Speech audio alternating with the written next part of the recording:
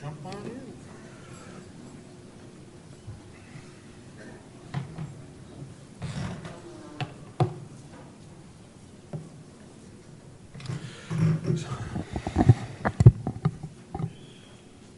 So it's my pleasure to introduce Vern Rinker, my colleague with the Office for Civil Rights. Vern, you're welcome to use the podium. Or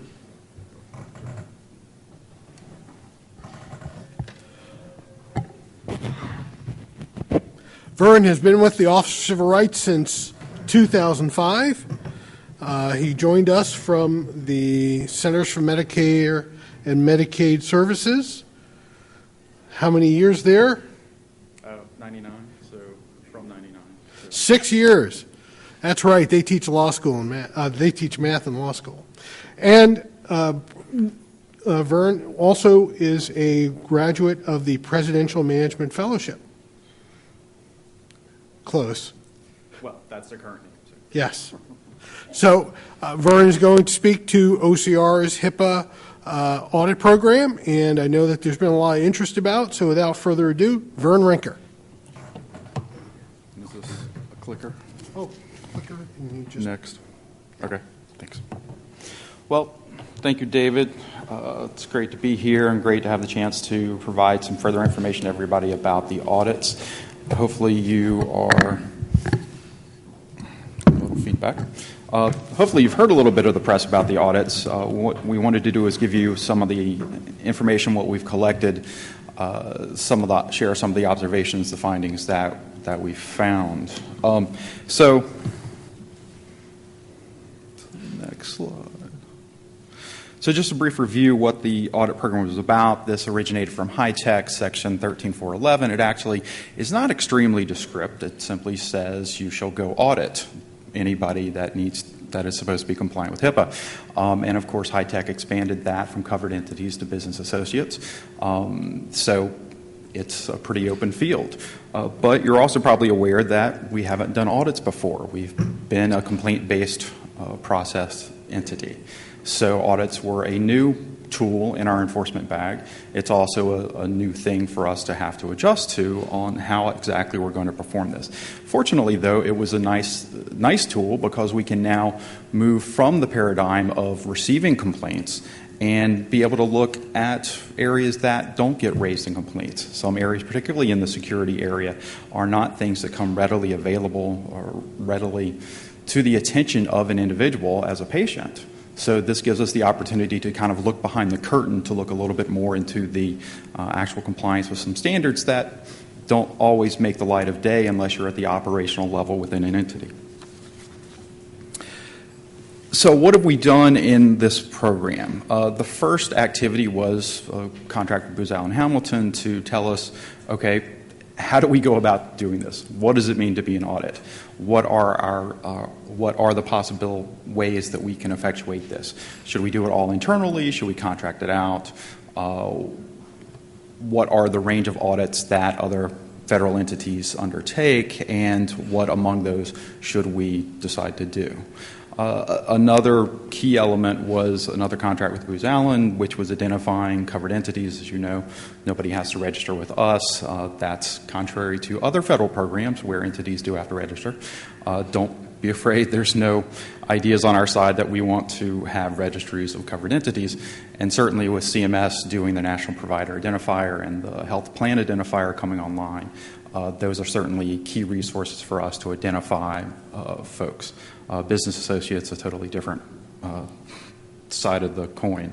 KPMG was our next activity, and we asked them to develop the protocols for us, taking the standards that are in existence and developing those into usable protocols that we can send teams out into the field with.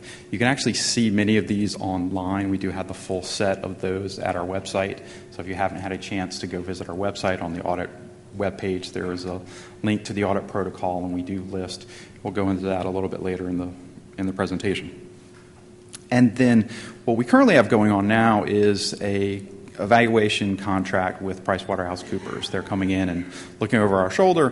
What did we do? What decisions did we make as far as deciding who to audit, what to audit about that entity, and engaging KPMG. And hopefully we're looking forward to having that concluded by the end of this fiscal year.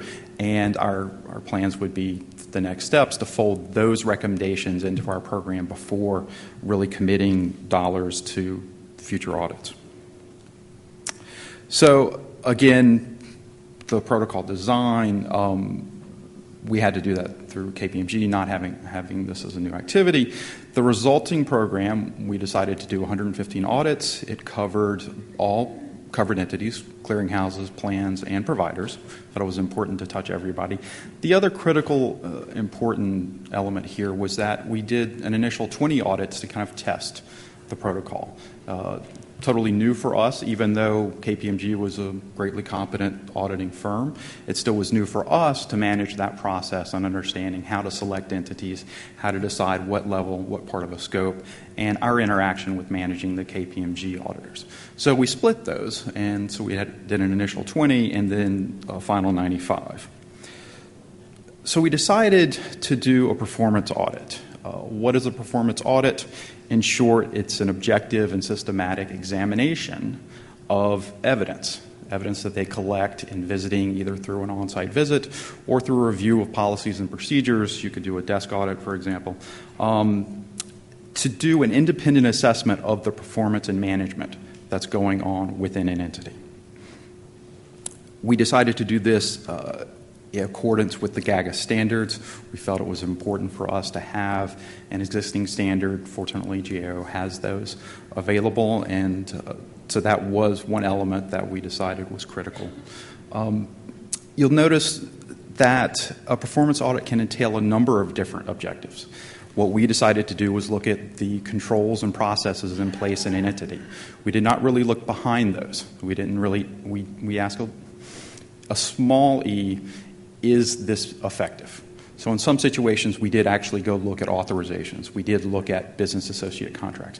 But generally, what we were asking was, do you have a process in place to identify who are your business associates, where your information is flowing? Do you have the controls and processes in place to do that? As opposed to, did you make the right call that this person was a business associate? So who can be audited? Any covered entity, any business associate. In our previous round of audits that KPMG did, we did health plans, providers, and clearinghouses of all sizes. There'll be a later slide that'll go into a little bit more of the division there. The important part going forward, though, is that we did not do business associates this round. So going forward, that will be the next item that we'll have to tackle. Certainly a completely different flavor than what we had with covered entities, and the high-tech changes actually do a little bit to change what we would look at as far as business associates. They certainly name the HEOs, they name PHR vendors, or certain PHR vendors. So there's that expansion. There's also, and it's always been expected on our part, but subcontractors to be folded into that. So that entire group of folks now becomes a potential audit candidate for OCR. So a brief breakdown, we felt it was helpful in looking at various entities to try to do a division among them.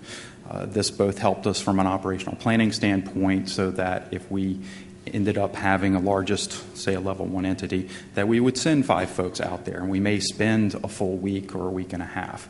But a level 4 entity, it's going to be generally expected to be less robust, to have less individuals coming through that practice or through that plan. And so 1 or 2 team members may be appropriate, half a week or a few days may be appropriate for that entity. These are not clear, absolute distinctions. So this is kind of a useful framework that we used. You'll see some of the observations, some of the data coming out of the program divided among this. We think that's useful to some extent. There's certainly there can be creep among these various categories. So folks may not necessarily be sitting squarely in one category, but I think it's helpful for us going forward to understand where these sit versus what we think, what we expected from the industry perspective. So the actual numbers of entities that we did, and you can see this again arrayed by levels and by types of entities, so 115 total. Sorry, I didn't break out the 20 here, but roughly, I think, one or two clearinghouses, and then about an 8 to 10 split between plans and providers in that first 20. I want to, it's about a 53% number of providers and 40-some% for the plans. I've got that later. But just give you an idea that we tried to do a very broad swath, again, based upon our understanding of how many covered entities there are out there. This is a very, very, very, very small drop in a very large pond. Nonetheless, we felt it was representative being able to look at both large entities and small entities across that spectrum. So the timeline, what happened in an actual audit, we would send out a notification letter. We would ask for information up front that would be able to be reviewed prior to KPMG or other audit teams going on site. They would have an on-site activity. Then they would do a draft audit, would send that to the entity, give them a chance to both respond, to have their own responses to KPMG's findings, and then submit a draft to OCR for our review, and then issue a final audit. So in our audit protocol, and this is actually a view of what we actually audited. So the audit protocol itself that KPMG developed is soup to nuts, A to Z for privacy, security, and breach. And I would also note that this is pre-HITECH, as well as what's on our website currently is pre-HITECH. So those do not fold in any changed standards. But so for basically 11 modules here that we were looking at, to give you an idea, the breach notification actually has 10 standards in there. We only looked at 4. If you go to our website, you'll see 10 for breach. We looked at 4 of those. So to give you a little bit of an idea of the scope, I haven't counted the total, but I think we looked at about 46 total standards during the audits. And what does our audit protocol have? If you go to our website, you'll see most of these, the established criteria, the audit testing procedures, what was it that an on-site auditor would need to do. It's probably better to see this in example, which of course is horrible to read at this level. The criteria, basically, you take notice of privacy practices. You must issue notice of privacy practices to every patient that comes into your door as a provider. That being distinguished from what a plan would have to do.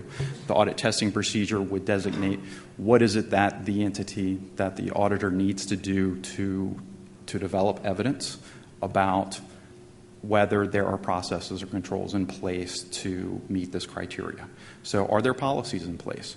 Are folks, when you ask an individual, ask the compliance officer, are they issuing notice of privacy practices? What is their response? And then a work paper reference, which is really the kind of behind the scenes. If you're familiar with audits, you've probably seen that before. That's where KPMG or whoever is auditing develops the evidence and collects that for us to be able to review later on. Applicability, to the extent that there are different standards for different entities. Again, example, notice of privacy practices, the provisions for providing that to an individual if you're a plan as opposed to if you're a provider. Those are distinct. Therefore, the criteria, although they would both be in the protocol, would be able to be tagged separately based upon the entity that's being reviewed. So, again, another look, exploded view of how that testing procedure works. This is an example of inquiry. How, in an interview with the privacy officer, simply inquire, how do you actually go about this activity? Here, so questions, do you have a process to obtain authorizations? How do you determine when you need an authorization? When are you required to obtain authorizations? And that quickly followed up by what is really more of document evidence. Do you actually have policies so that somebody else that is faced with the process of having to decide, do I need an authorization? Is there a place they can go? Is there an entity statement where they may have been trained on that says, this is the policy you need to follow?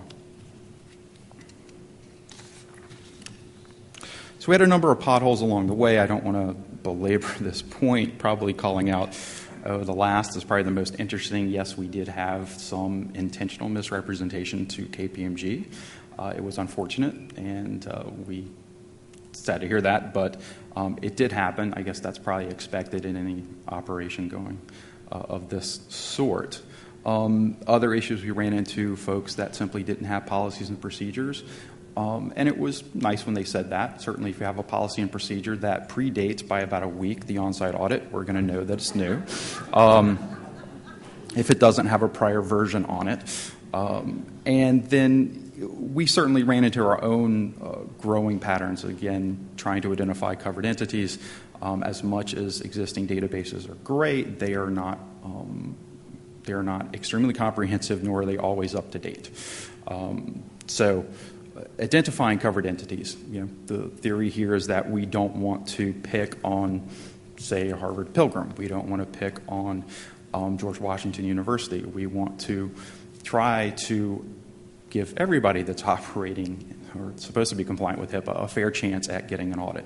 So again, another reason why we looked at both, we divided looking at entities both at the most sophisticated, the level 1s, as well as the level 4s that felt it was important to spread our viewpoint and spread the audits among those to have that broader view. So what did we get out of the audits? Certainly the final reports, fairly straightforward, identifying the scope and methodology, findings and observations, and covered entity responses. And we haven't gotten our internal operations worked around this yet, but we do hope to be identifying some leading practices. Some of this came out of the KPMG work, and some of it's another lift that we need to do internally. But of course, that's a significant goal of the audits, is us not just identifying where there are problems in the industry, but also where we see good practices and being able to champion those and to raise those up to the industry at large. Things that we felt were actually good practices, or some folks don't like the idea of best practices as a wording, but good exemplary practices that we would be happy to see everybody adopt. So the audit scope, I mentioned this a little bit before, it did vary by entity only to the extent that some criteria are applicable to clearinghouses versus plans versus providers, and that's a fairly small slice.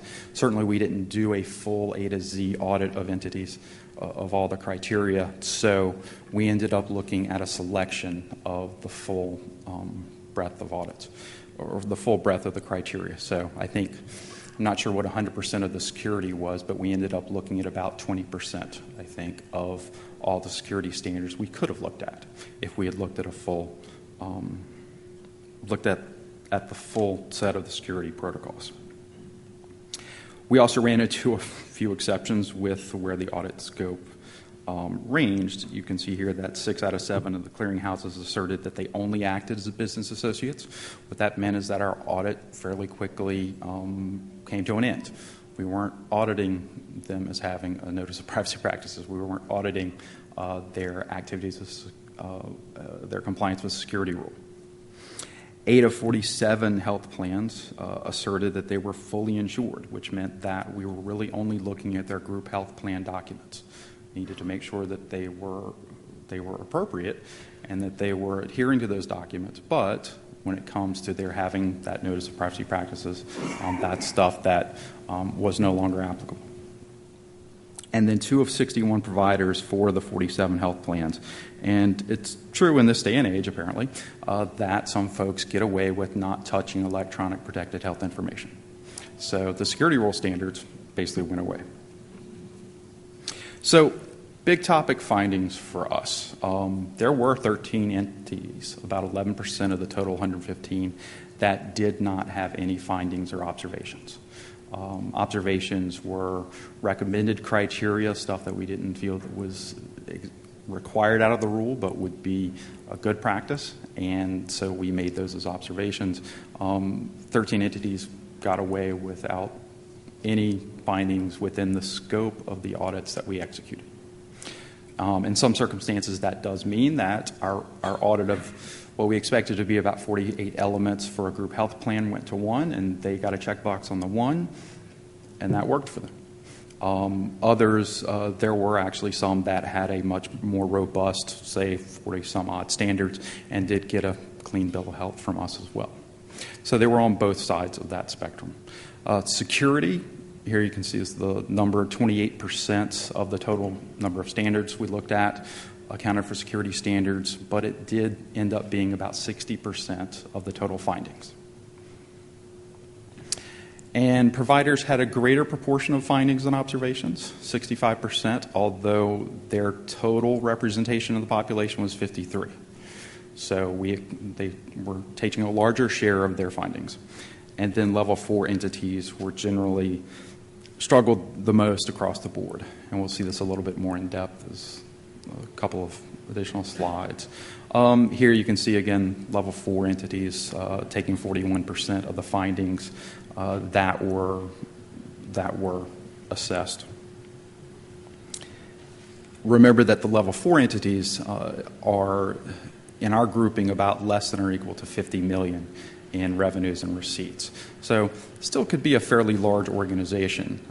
Certainly there were some that were significantly smaller, but some that we might feel ought to be fairly robust in their HIT activities, yet we're still seeing a large number of findings. By entity, providers, again, shared the largest bulk of the pie. Clearinghouses certainly had a few issues, but providers at 65%. Recall that from one of the prior slides, about two-thirds of level 4 entities are providers. And let's see this. We're going the right. Yep. And so this is of all findings. The largest area, 60% for security. So this slide will tell you a little bit, kind of cross some of that data a little bit. So the total number of findings by level, kind of a bit what we expected, about a 2-to-1 provider to plan level of findings. What's interesting to me about this slide is in that 1 to 20, at the bottom, the 3 columns, 80% of the entities sit here. So nobody was completely clear. Not a bulk of folks weren't necessarily on the worst end of greater than 20 findings, but there was a certain, the bulk of people sat there with something. Some finding somewhere was incomplete. Another view, look more in depth at the specific privacy standards. On the right, these are the specific standards that we looked at. Of course, the use and disclosures takes the largest bit of the pie. That you wouldn't be surprised that had the largest number of standards with a total of 13. What is interesting to me here is that 18% accounts for really only 4 standards, or 16% of the total number of privacy standards. So if we look at it from a population standpoint, we would expect that if there was a possibility for 16%, if somebody had gotten everything wrong, they would have gotten it, 16% of it would have made up this piece, that they're actually showing an uptick in the general population. So that's one of the things I take away from that slide. Now, privacy results by entity, again, not a large distinction. What is it that OCR takes away from this? Generally, we see elements represented everywhere. It's kind of what, there's nothing that's telling us one way or another that we ought to focus something in a certain area of the industry or a certain element for privacy. Use and disclosures, again, taking the biggest piece of the pie, but also having the biggest number of times that the criteria have been assessed. And exploding the administrative requirements and observations. and this was that 18% on that prior slide. You'll see that policies and procedures took the bulk load of this, clearly 50%, as opposed to training, complaints, and sanctions all added up. What's going wrong here is that policies and procedures need to be documented. They can't be informal. And they need to be reviewed. If you assessed your compliance in 2003 and completed policies then, that's great. But it's 2013 now. If you haven't reviewed your policies and your IT infrastructure, your business lines are drastically changing, then you need to assess whether your policies are still appropriate. And it's important for you to do that to stay up to date. This last slide on the privacy stuff, another explosion of the use and disclosure elements that we looked at. Business associates and their agreements, are you identifying them? Do you have agreements in place? Took 18%, the highest. The next highest was minimum necessary.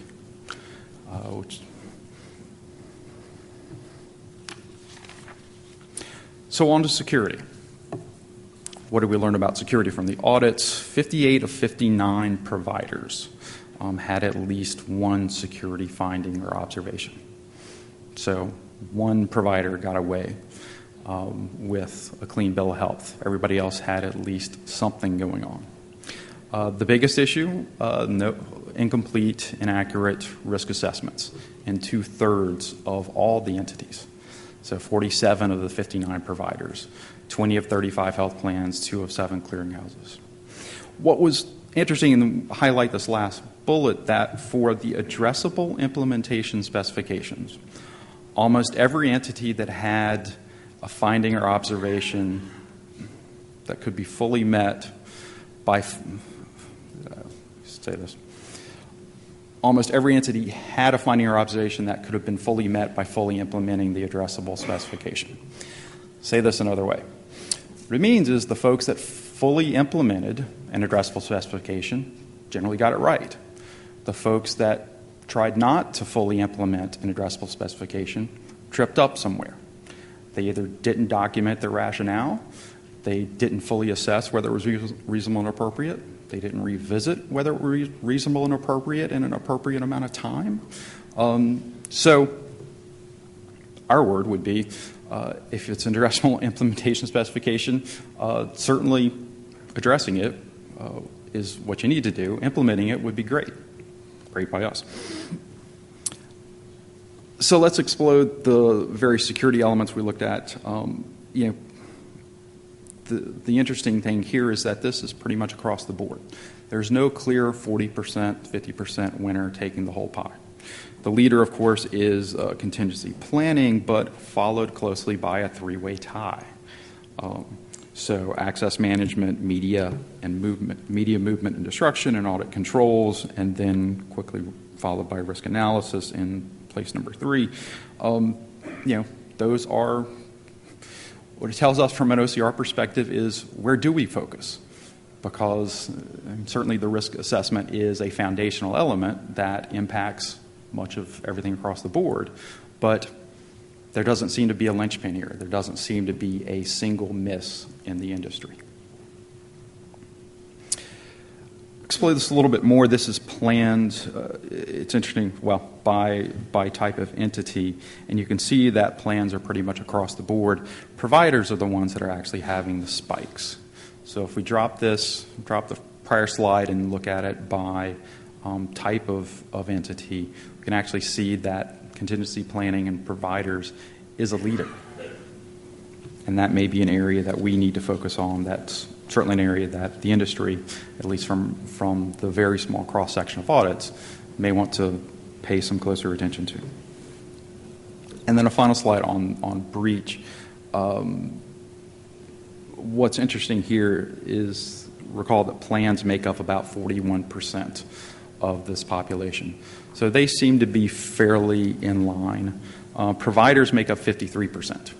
So they're expected to have a larger share, but once they start taking 60%, they're starting to get out of their normal range. So the notification of individuals was an interesting piece.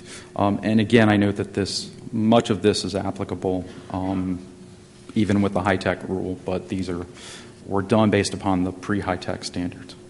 Another important piece of information that would be nice to understand is we did ask KPMG as part of the reviews to do a cause analysis.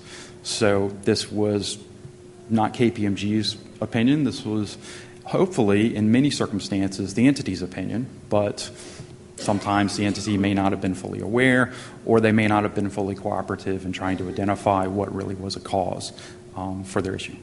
Nonetheless, what appeared to be the largest section, the largest cause, was the entity being unaware of the requirement. And you can see that it's fairly significant. Almost 40% of the privacy findings were an entity going, oh, I wasn't aware of that. 27% of the security, 12% of breach notification. A few other causes that made kind of our top list were the lack of application of sufficient resources. They didn't devote enough time or money to fully comply. Or they had an incomplete implementation. They had done the analysis, whether it was reasonable and appropriate for an implementation specification that was addressable, but they hadn't documented that rationale, so it was incomplete. Or they had done a risk analysis, but they implemented a new system a year ago, and they haven't folded that into their risk analysis. And in some cases, it was just complete disregard. Oh, I don't believe this applies to me, or yeah, I know it's there, but sorry, I'm just not going to do it. Not something we'd like to hear. A couple of the other places where that unaware of the requirement came up, notice of privacy practices, access to individuals. What's odd is that many of these, particularly notice of privacy practices, is quite prescriptive. So we're left scratching our head a little bit of how an entity really would be unaware of these. So next steps for us, like I said, we're going to complete that program evaluation for this year, do some internal analysis, trying to pay more attention to the findings, really getting into some specific details. What did the group health plans versus health insurance issuers show us? What did hospitals versus, say, individual practitioners show us? Is there some trend or some other thing we can identify that may help us in better providing assistance to entities for compliance? Revising the protocol for our for future audits is certainly important. Again, what's on our website currently isn't up to date with the omnibus, but that would be something that is a key priority for us to put forward, so that folks going to our website can see an audit protocol that is fully reflective of their requirements. And then, of course, what we end up having to do going forward is, what are we going to do with our next audits? Do we repeat what we did with KPMG? Do we do something internally staffed? Do we continue to send folks out to visit covered entities? Do we try to do something else? And how do we fold in business associates? The last note here, accreditation certification correlations. We did have one entity that had gone through a private industry organization. They said that they felt very comfortable responding to our audits based upon their having gone through the preparation with the outside entity. That's not lost on us. You certainly have government folks coming to you day in and day out for many different purposes. David alluded, my background is in the Medicare program, so I'm certainly aware that the government visits providers on a daily basis. If there's a way for us to take cognizance of what's going on in the industry, and you're doing that reasonably, you're getting good marks, for example, with private accreditations, then that's something that I think we need to be aware of and take cognizance in where we spend limited resources going forward with doing future audits. So I won't go over some of this too much because I think Rachel Seeger will be speaking to some of it later on. But this is, for example, some of the tools that we have that's developing on our website. Much of this is privacy related, although some of it's security. There's certainly the NIST tool that's being developed, and ONC is in the crossover with HIT, trying to take a lead of paying attention to what are the privacy requirements and how we, what can better assist entities in assessing their standards, assessing their compliance. And that's a copy of our audit webpage, and hopefully you're all familiar with our website address. If not, there you have it. And with that, I do think there are a little bit of time for questions prior to a break. And I see David in the back. Does he have an announcement? Or okay. So any questions? Sir. Hello. So just wanted to know for a provider perspective, will the audit protocols be available online? And if they are, will they be updated continuously, or how would that go? So the existing audit protocol that was developed by KPMG is currently online. And if you go to that audit web address, there should be a link that says audit protocol, and you should be able to both view it online as well as, I believe, there's a download option. It does not have, and I'm not even going to try to go back to that slide, but it does not have the work paper reference, because that's really not necessary, and it doesn't have the applicability section, but it does have the criteria which walk from the specific sections of the privacy rule, and also outlines what were the investigative techniques that were used by the auditors. Were they inquiry, talking, interviewing individuals? Were they review of documents? So give you an idea of the process that we did to review what that standard was. So we want to be careful that we're not, if you will, rewriting the rule from the perspective of highlighting certain sections of the audit, or telegraphing that there's a different standard that you have to meet. So it's the only caveat out there. The protocol doesn't do that. Again, it just very discreetly looks at what is the element that's required in the rule, the privacy rule, security rule, breach notification, and then walks to what different activities would we do to assess whether there's evidence to determine whether an entity is or isn't in compliance, or is or is not adhering to those standards. Sir? A couple quick questions on your audit. When you find a client is wide of the mark, and you admonish them in a finding, do you also typically say we're going to come back in a year or at some designated time frame to see if you snapped in our advice? That's one question. And two, it's probably too early to tell, but of the 115 that you audited, have you noticed a less frequency of data breaches in those 115 as a result, potentially, of them paying more attention? So probably the second one is easier.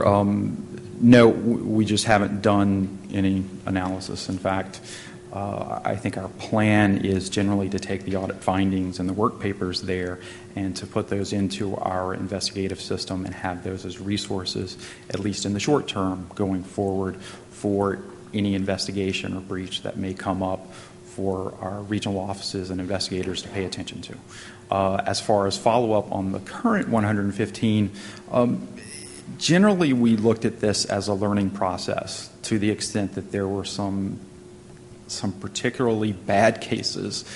That may be an issue where we would do some follow-up in this round.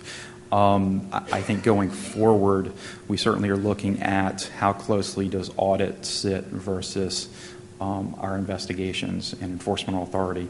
And so I think you're going to see in future years a greater connection between the product of our audits.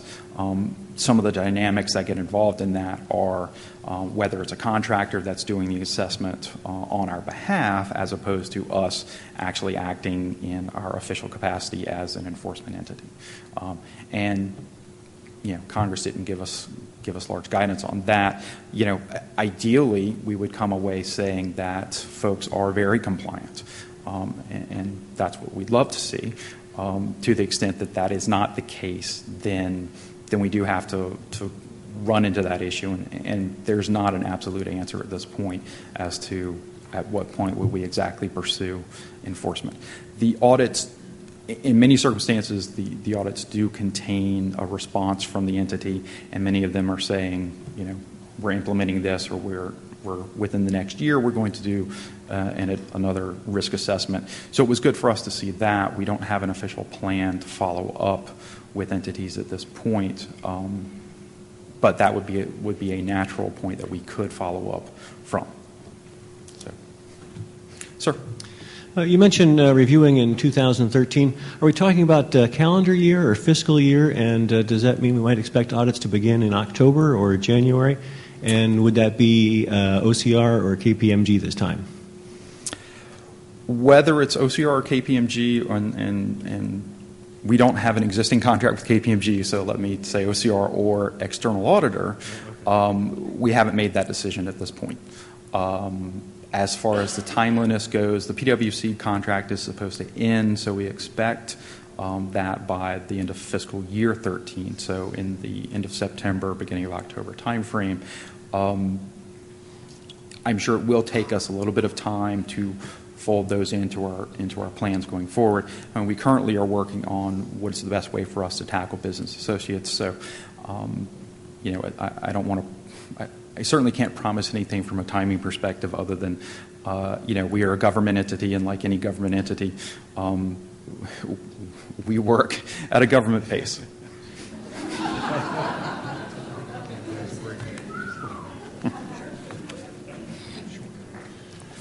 Yep.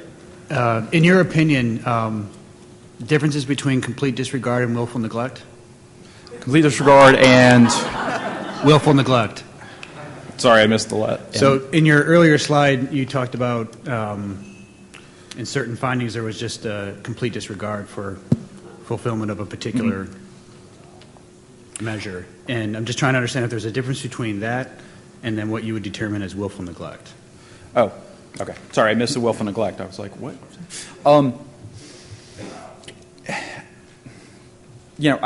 It is certainly not something that we have tackled at this point. I do think that it is probably fairly close to each other. We are in a fortunate circumstance at this point in that those were KPMG determinations. So we take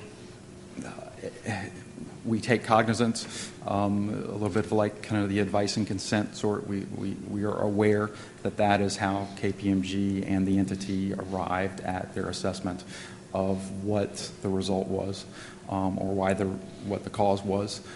It's not something that's an official determination, and so that,